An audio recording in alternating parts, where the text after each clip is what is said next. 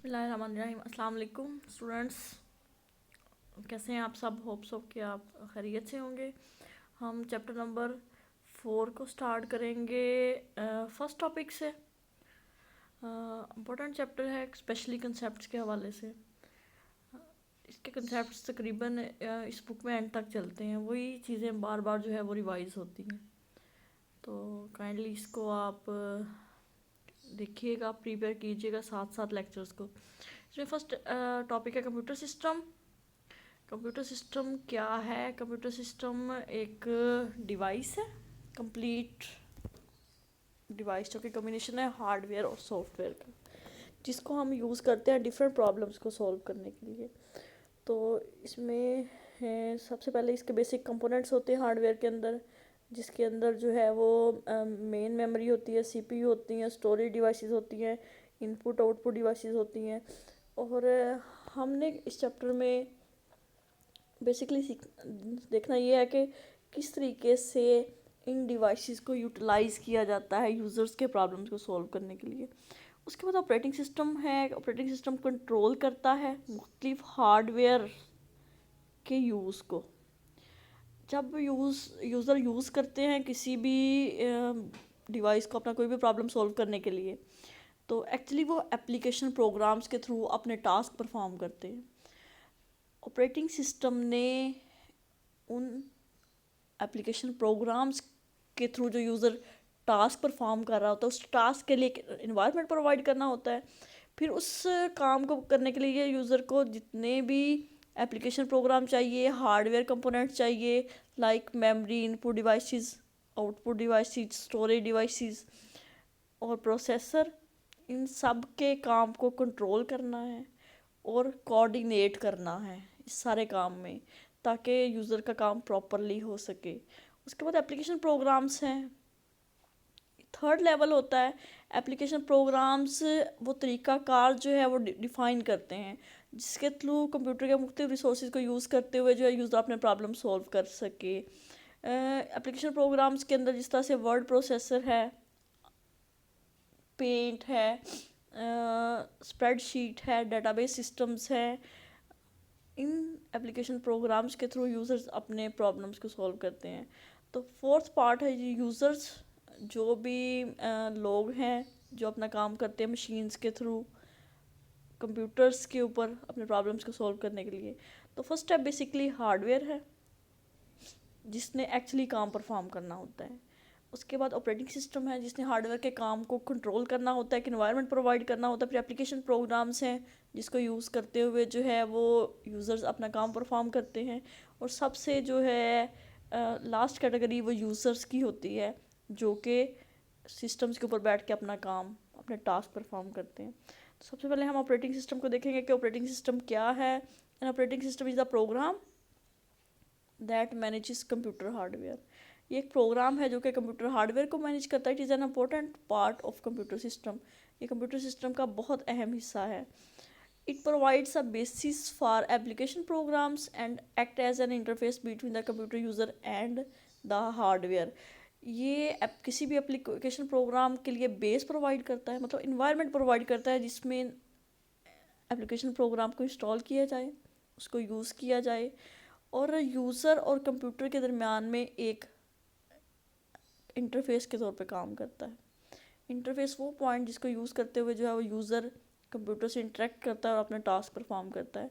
The operating system controls and coordinate the use of hardware among various application program for various users. एक वक्त में computers को एक से ज़्यादा यूज़र्स भी यूज़ कर रहे होते समटाइम्स। अगर आप सर्वर कंप्यूटर की बात करें, एक से ज़्यादा एप्लीकेशन प्रोग्राम्स भी रन कर रहे होते हैं। तो यूज़र ने जो है इन सिचुएशन में हार्डवेयर को मैनेज करना होता है, उसको कंट्रोल करना होता है, और इस सारे टास्क में जो है वो कोऑर्डिनेट करना होता है। मिसाल के तौर पे आप MS वर्ड के ऊपर कुछ काम करने बैठे हैं, कि आपने टेक्स्ट टाइप करना है, आपने उसके साथ जो है वो कोई सॉन्ग चलाया और हेडफोन के थ्रू आप जो है वो उसको भी यूज़ कर रहे हैं। अब सॉन्ग जो है वो अगर ऑडियो है, कोई भी वो ऑडियो एप्लीकेशन प्रोग्राम को यूज़ करते हुए जो है वो कंप्यूटर के अंदर एग्जीक्यूट होगा और आपको आउटपुट हेडफोन के थ्रू प्रोवाइड करेगा। बिल्कुल इसी तरीके से आप साथ साथ जो है वो MS वर्ड के ऊपर टेक्स्ट टाइप कर रहे हो, उसकी फॉर्मेटिंग कर रहे हो, डिफरेंट कमांड्स वहाँ पे आप यूज़ कर रहे हो। यहाँ पे 2 एप्लीकेशन प्रोग्राम हो गए जो कि एक ही वक्त में एग्जीक्यूट हो रहे हैं। तो इन एप्लीकेशन प्रोग्राम के दरमियान को मैनेज करना, इनको हार्डवेयर प्रोवाइड करना ताकि प्रॉपरली ये अपना टास्क परफॉर्म करें, यूज़र की तरफ से इनपुट भी जाए, उसको प्रॉपरली आउटपुट भी मिले, ये सारे जो है ऑपरेटिंग सिस्टम के टास्क हैं। उसके बाद ऑपरेटिंग सिस्टम ऑब्जेक्टिव हैं।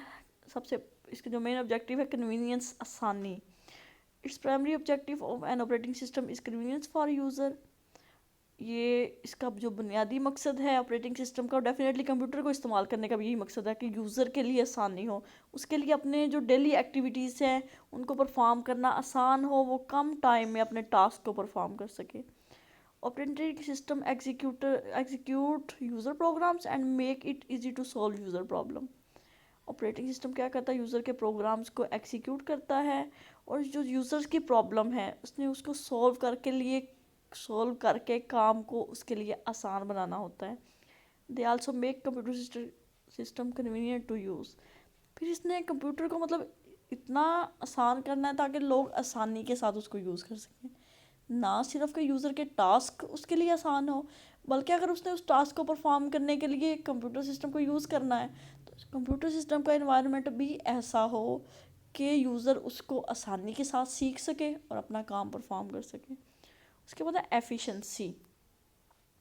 सेकेंड जो ऑब्जेक्टिव है कंप्यूटर ऑपरेटिंग सिस्टम का, secondary objective is the efficient operation of computer system.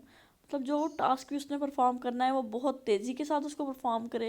It is particularly important for large shared multi user system. Large shared multi user system वो होते हैं जिनको एक वक्त में एक से ज़्यादा जो हैं यूज़र्स एक्सेस कर सकें, तो वहाँ पे एफिशिएंसी बहुत अहम पॉइंट होता है। यूज़र अगर कोई रिक्वेस्ट कर रहा है किसी टास्क को परफॉर्म करने के लिए और एक टाइम में कई यूज़र्स हो सकते हैं, तो उनको बहुत तेज़ी के साथ जो है वो रिस्पॉन्स करना होता है। सम टाइम बहुत क्रिटिकल पॉइंट होता है। Operating system can solve this goal. An operating system provide the facility to use computer hardware in an efficient manner. तो ऑपरेटिंग सिस्टम ने ही कंप्यूटर को इस काबिल बनाया है कि लोग जो है वो तेज़ी के साथ अपना टास्क परफॉर्म कर सकें और जो सिस्टम्स हैं उसको एफिशिएंटली रिस्पॉन्स करें। एबिलिटी टू इवॉल्व, जज़ब करने की सलाहियत होना। Operating system allow us affective development. ये अलाउ करता है कि यूज़र डेवलप करे नई चीज़ें, उनको टेस्ट करे, and introduction of new system functions without interfering with the service. नया सिस्टम टेस्ट करे, उसको इंट्रोड्यूस करवाए, नए फंक्शंस को इंटीग्रेट करे, लेकिन इस दौरान जो है वो पुरानी सर्विसेज कंप्यूटर की वो डिस्टर्ब ना हो। उसके बाद रोल है ऑपरेटिंग सिस्टम का। The hardware provides the basic computing resources in a computer system. अब जो हार्डवेयर है कंप्यूटर का उसने तमाम रिसोर्सेज जो है वो प्रोवाइड कर दिए हैं। The application program define the way in which these resources are use to solve computing problem of the users. अब जो हार्डवेयर ने तो रिसोर्सेज प्रोवाइड कर दिए, लेकिन उसके बाद जो अहम पॉइंट है कि उन रिसोर्सेज को कैसे यूज़ किया जाए ताकि यूज़र के प्रॉब्लम को सॉल्व किया जा सके। तो इसका जो तरीक़ाकार है वो एप्लीकेशन प्रोग्राम्स के अंदर डिफ़ाइन किया गया है। The operating system control the hardware. अब ऑपरेटिंग सिस्टम ने हार्डवेयर को कंट्रोल करना है एंड कोऑर्डिनेट्स इट्स यूज़, और उसके इस्तेमाल में कोऑर्डिनेशन प्रोवाइड करनी, तावन करना है among various application programs for different users. Different users होते हैं, मुख्तलिफ एप्लीकेशन प्रोग्राम्स उन्होंने यूज़ करने, अपना टास्क परफॉर्म करना है। अब उन्होंने मुख्तलिफ उनको हार्डवेयर कंपोनेंट्स चाहिए। अब ऑपरेटिंग सिस्टम ने ही उन हार्डवेयर कंपोनेंट्स को कंट्रोल करना है, उनको जो है वो सारे एप्लीकेशन प्रोग्राम्स को प्रोवाइड करना है उनकी रिक्वेस्ट पे टाइमली, ताकि वो एफिशिएंटली अपना जो काम है वो परफॉर्म कर सकें। The role of operating system can be defined in the following ways. First है जी government. Operating system works as a government, ये गवर्नमेंट के तौर पे काम करता है। The basic resources of computer system are provided by its hardware, software and data. अब जो बुनियादी रिसोर्सेज हैं कंप्यूटर सिस्टम के वो हार्डवेयर है, सॉफ्टवेयर है और डाटा है। Operating system provides the means operating system ने तरीकाकार प्रोवाइड करना है and the environment for proper use of its resources. Government बेटे क्या है, जिसने एक इंतज़ाम चलाना है, किसी भी चीज़ को मैनेज करना है। अब एक कॉलेज के अंदर आप पढ़ने के लिए आते हो, वहाँ पे क्या होता है, आपको एक इन्वायरमेंट दिया जाता है, आपको आपकी स्ट्रेंथ के अकॉर्डिंग क्लासरूम दिए जाते हैं, आपको अपने सब्जेक्ट के अकॉर्डिंग टीचर्स प्रोवाइड किए जाते हैं। अब डिफरेंट टाइम पीरियड आपके लिए सेट किए जाते हैं ताकि आप तमाम सब्जेक्ट जो है वो उसके लेक्चर आप लोग को डिलीवर किए जा सकें। अब ये तमाम काम कौन कंट्रोल करता है? Head of institute. तो बेसिकली उसने स्टडी तो नहीं करवानी, उसने आपको लेक्चर डिलीवर तो नहीं करना, लेकिन उसने एनवायरनमेंट प्रोवाइड करना है।